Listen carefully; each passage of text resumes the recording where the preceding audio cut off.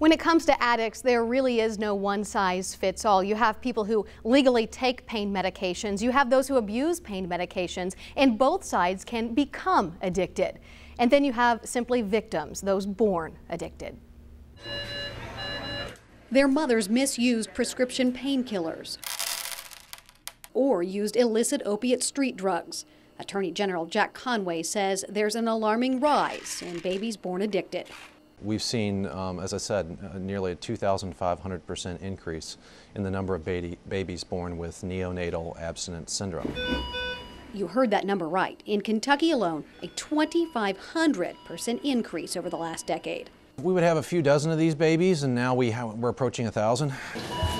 It's a terrible way to come into this world, shaking and addicted to drugs. This is a weekly issue for us. Douglas Cunningham is a professor of pediatrics at University of Kentucky Medical Center. Thinking back, say 10 years ago, we would, in a typical month, have 1 or 2 babies with this problem.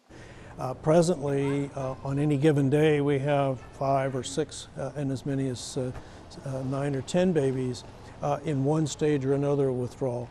That increase has doctors on edge because early on they can make a difference. But what about long term? In spite of the best care we possibly can give them as infants, their childhood and their years beyond that are very much in question.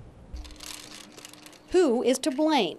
The Attorney General told ABC 36 it's the pharmaceutical companies who pushed painkillers more than a decade ago. If you take a look at the trend lines, when Purdue Pharma began marketing OxyContin and putting millions and millions and millions of dollars behind it to tell doctors all across this country that they could prescribe OxyContin with a very low risk of addiction, that was not supported by the science. They out and out lied to the medical community in this country. The Attorney General calls the pharmaceutical lies the, quote, height of corporate irresponsibility.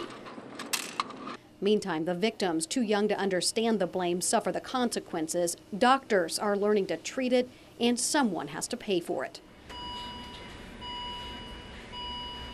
The Attorney General's office has filed suit against Purdue Pharma, the manufacturers of OxyContin. And as a side note, doctors tell us many of the mothers who deliver babies dependent on drugs don't necessarily they themselves had a dependency. And many of those mothers do get help before they leave the hospital, as do the babies dependent on drugs. In the studio, Michelle Michael, ABC 36 News.